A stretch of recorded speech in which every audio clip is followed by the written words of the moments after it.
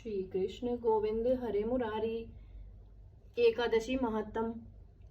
अधिक मास की परमा एकादशी, लौंद मास की कृष्ण पक्ष की एकादशी भी कहते हैं। श्री युधिष्ठिर जी बोले कि हे जनार्दन, अब आप अधिक लौंद मास की कृष्ण पक्ष की एकादशी का नाम तथा उसकी व्रत की विधि बतलाइए। श्री कृष्ण बोले, हे राजन, इस एकादशी का नाम परमा है। इसके व्रत से समस्त पाप क्षय होकर इस लोक में सुख तथा परलोक में मुक्ति मिलती है। इसका व्रत पूर्वोक्त विधि से करना चाहिए और भगवान विष्णु की धूप, दीप, नैवेद्य, पुष्प आदि से पूजा करनी चाहिए। इस एकादशी के विषय की मनोहर कथा, जो कि महर्षियों के साथ कामपल्य नगरी में हुई थी, कहता हूँ। आप ध्यान पूर्वक श्रवण कीजिए। कामपल्य नगर में सुमेधा नाम का एक ब्राह्मण रहता था। उसकी स्त्री अत्यंत पवित्र तथा पतिव्रता थी।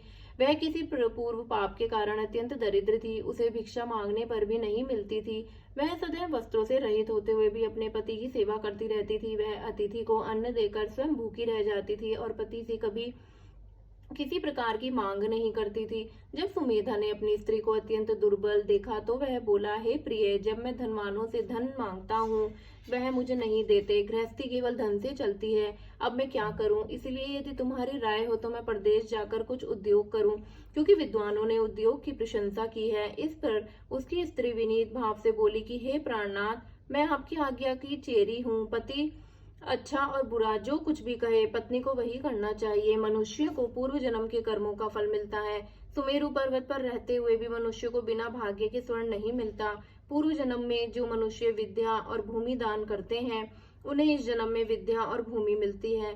विधाता ने भाग्य में जो कुछ लिखा है वह टाले से नहीं टलता। यदि कोई मनुष्य दान नहीं करता तो भगवान उसे केवल अन्न ही देते हैं। इसीलिए आपको इसी स्थान पर रहना चाहिए, क्योंकि मैं आपकी वियोग नहीं सह सकती। पति बगैर स्त्री की संसार में के माता पिता और भाई, ससुर तथा संबंधी निंदा करते हैं। इसीलिए हे प्राणनाथ, आपको उसी स्थान पर रहना चाहिए। एक समय कौंडिन्य मुनि उस जगह आए। उनको आते देखकर सुमेधा सहित स्त्री ने प्रणाम किया और बोले, हम आज धन्य हैं। आज हमारा जीवन आपके दर्शन से सफल हुआ। उन्होंने उसको आसन तथा भोजन दिया। भोजन देने के पश्चात पतिव्रता बोली कि हे मुनि, आप मुझे दरिद्रता का नाश करने की कोई विधि बतलाइए। मैंने अपने पति को परदेश में धन कमाने से जाने को रोका है। मेरे भाग्य से आप आ गए हैं। मुझे पूर्ण निश्चय है कि अब मेरी दरिद्रता शीघ्र ही नष्ट होने वाली है। अतः आप हमारी दरिद्रता नष्ट करने के लिए किसी व्रत को बतलाइए।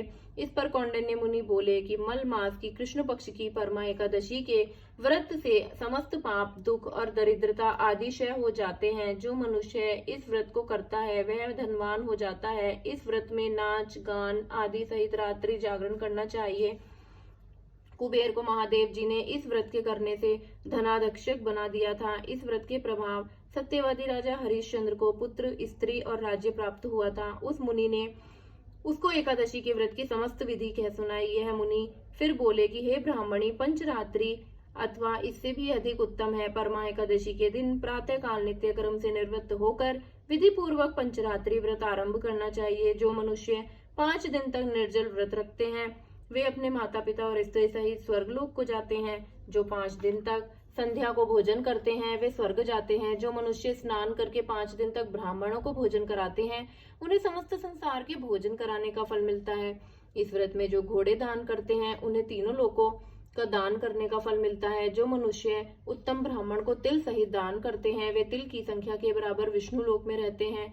जो घी का पात्र दान करते हैं वह सूर्य लोक को जाते हैं। जो 5 दिन तक ब्रह्मचर्य पूर्वक रहते हैं वे देवंगनाओं के साथ स्वर्ग जाते हैं।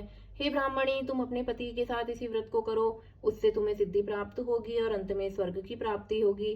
कौंडिन्य मुनि के कहे अनुसार उन्होंने परमा एकादशी का 5 दिन तक व्रत किया। वह व्रत समाप्त होने पर उसने देखा कि राजकुमार उसके सामने खड़े हैं। राजकुमार ने एक उत्तम घर जो कि सब वस्तुओं से सजा हुआ था रहने के लिए उन्हें दिया। राजकुमार उसको 1 ग्राम देकर अपने महल को चले गए। वह दोनों इस व्रत के प्रभाव से लोकों में अनंत सुख भोग कर अंत में स्वर्ग लोक को गए। श्री कृष्ण ने कहा कि हे राजन, जो मनुष्य परमा एकादशी का व्रत करते हैं उसे समस्त तीर्थों व यज्ञों आदि का फल प्राप्त होता है। जिस प्रकार संसार में 2 पैरों वाले में ब्राह्मण, 4 पैरों वालों में गौ, देवताओं में इंद्रराज श्रेष्ठ हैं, उसी प्रकार मासों में अधिक लौंद का मास उत्तम है। इस महीने में पंचरात्रि अत्यंत पुण्य देने वाली है। इस महीने में पद्मनी और परमा एकादशी भी श्रेष्ठ है।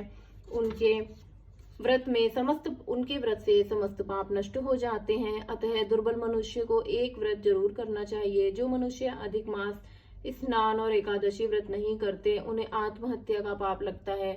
यह मनुष्य योनि बड़े पुण्यों से मिलती है। इसीलिए मनुष्य को एकादशी का व्रत अवश्य करना चाहिए।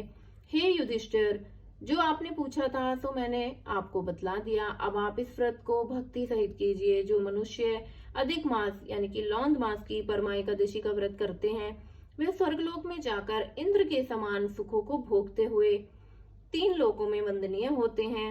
इति श्री एकादशी व्रत महात्म कथा समाप्तम। हर हर भोले बाबा की जय। श्री राधे श्री राधे श्री राधे।